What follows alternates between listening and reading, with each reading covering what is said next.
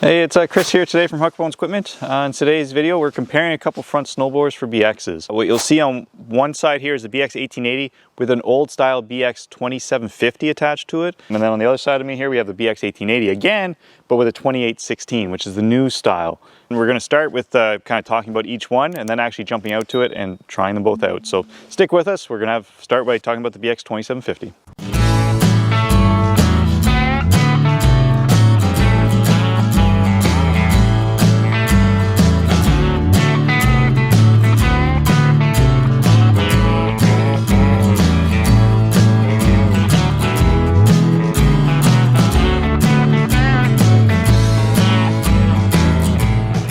So the big takeaway from today's video is there's different ways to move snow.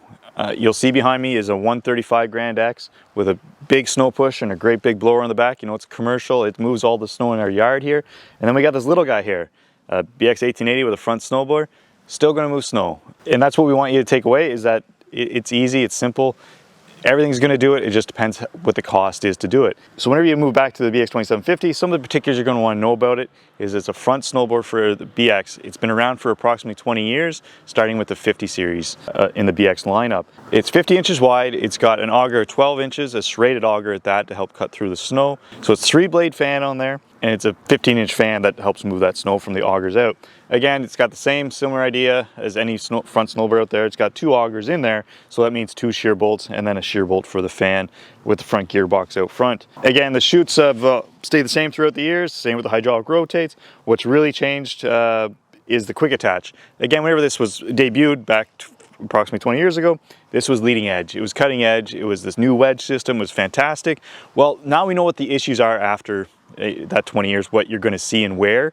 And they're expensive fixes, but they're there. You know, again, you're going to get usability out of it. And what you're going to see is wear a little bit quicker on that PTO. Again, it just for the angles and everything that it sits at, especially on the commercial end stuff. If you start doing 3 or 4 driveways each time that are longer or something, you're going to see premature wear in that, or what we consider a Kubota premature wear in those augers. Very simplistic system. A couple of T-bar handles out front here and a handle down there, and you can kind of disconnect either the blower or the quick hitch system altogether with the PTO shaft. For the 50 series up to the 70 series, there was always 2 PTO shafts available, whether it was going on an 18 horsepower unit or the 23 or 26 took a different PTO shaft. So just be mindful of that. And the 80 series, as we found out on the setup for this video, is that it takes the same PTO shaft right straight through. So, because again, it's the same size tractor now. So that was an expensive mistake on our end.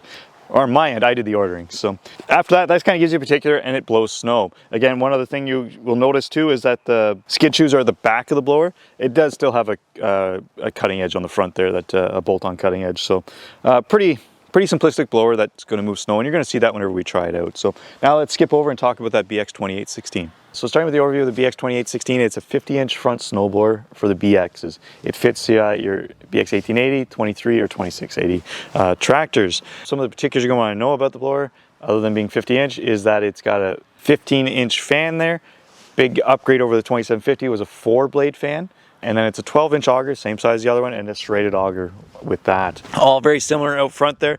Biggest difference you're going to see, skid shoes. Again, now on the side to help with flotation. Still got that nice cutting edge, but it's nice having the skid shoes on the side instead of in behind. Easier to adjust and does a better job. But moving a little bit further back, whenever you start talking about that quick hitch, it's vastly different now. It's got that 4-post system that first came out with the Grand L's and has come down through the lineup. It's been out for a few years now. With the 80 series is this particular snowblower. It's just a couple pins and a couple levers to take that snowblower off, as well as that quick hitch. Nice, quick, and simple. Works fantastic. It's a better build than with the old style, and it's a lot more robust. Again, been on the market for that 5-6 years. We haven't seen that premature wear in the augers, so we're pretty confident in saying that it is going to be a more robust blower throughout the years compared to the old style system. Saying all that, much more expensive. Again, how do you get more robust and a lot more simple? A lot more parts, and that's what it has. It's a nice simple system, but still an expensive system. And one thing that does let it help it do, is being a 4-post system, is it does let it lift higher compared to the 2750. Not a huge deal, but it does matter whenever you're at the end of your runs and stuff to get some of that height above some obstacles and everything. So pretty simple system, pretty expensive system, and now we're going to take them out and try them, and you're going to see that they're both going to perform.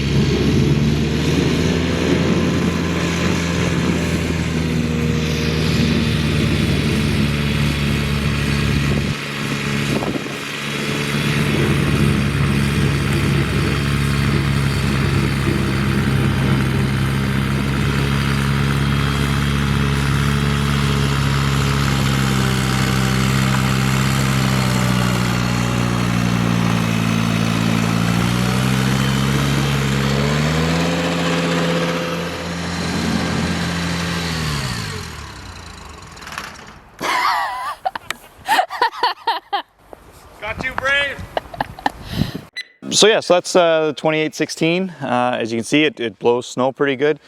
Some people are going to wonder why whenever I was going up, was it only throwing at 10 feet? And whenever I was coming back, was it throwing at 25? Physics.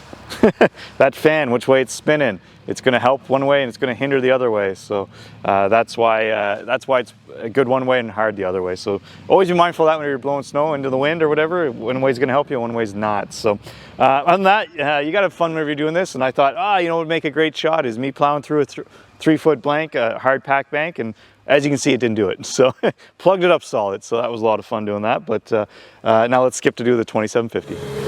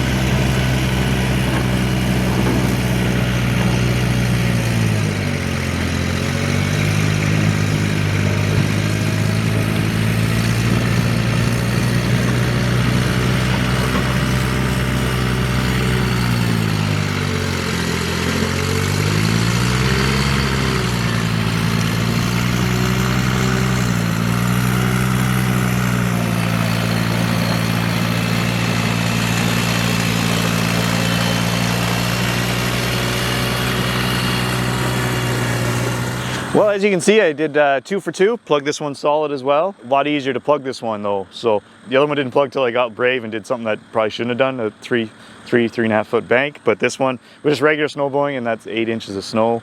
Maybe a little bit more hard pack because it was probably thrown on top, but still shouldn't have. Realistically, whenever you're comparing the two, is obviously this one didn't perform nearly as well as the other one. At $2,000 to $3,000 less, does that matter to you? But again, not as efficient. Really comes down to that blade and the transfer of the horsepower with that quick hitch. So that's kind of the review on the 2750. That it's just not as good as the 2816. So that brings us to the end of the comparison end of the two snowblowers. As you can see, they're both plug solids, and that was a lot of fun to do that. Happened a little bit quicker than I was hoping, but easy to do. It gives you a little bit of knowledge to bring to your local dealer of which package may work best for you. You know, do you want to save some money on the snowblower or maybe some money on the BX? These are all interchangeable, whether you're going up to the 2680 or down to the 1880. So, you know, it might be the newer blower on a smaller unit or the older blower on a higher horsepower, depending on how much you're going to be using that snowblower itself. So if you enjoyed today's comparison, please like and subscribe. If you have any comments, please leave them down below. Thank you.